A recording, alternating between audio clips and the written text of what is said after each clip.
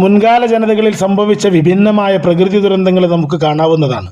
ചിലർക്കത് സർവനാശമായ ശിക്ഷയും, മറ്റു ചിലർക്ക് പാപപരിഹാരവും, മറ്റു ചിലർക്ക് അവരുടെ ദരജകൾ അഥവാ ശ്രേണികൾ കൂട്ടാനുള്ള ഉപാധിയുമായിട്ടാണവ. സൂറത്തുൽ ബഖറയുടെ 155, 156, 157 സൂക്തങ്ങളുടെ സാരം ഇങ്ങനെ വായിക്കാം. അള്ളാഹു പറയുന്നു, കുറച്ചൊക്കെ ഭയം, പട്ടിണി, ധനനഷ്ടം, ജീവനഷ്ടം, വിഭവനഷ്ടം എന്നിവ മുഖേന നിങ്ങളെ നാം പരീക്ഷിക്കുക തന്നെ ചെയ്യും. അത്തരം സന്ദർഭങ്ങൾ ക്ഷമിക്കുന്നവർക്ക് സന്തോഷവാർത്ത അറിയിക്കുക. തങ്ങൾക്ക് വല്ല ആപത്തും ബാധിച്ചാൽ അവർ അഥവാ ക്ഷമാശീലർ പറയുന്നത് ഇന്നാ ലില്ലാഹി വ ഇന്നാ ഇലൈഹി റാജിഊൻ, ഞങ്ങൾ അള്ളാഹുവിൻ്റെ അധീനത്തിലാണ്, അവങ്കിലേക്ക് തന്നെ മടങ്ങേണ്ടവരുമാണ് എന്നായിരിക്കും.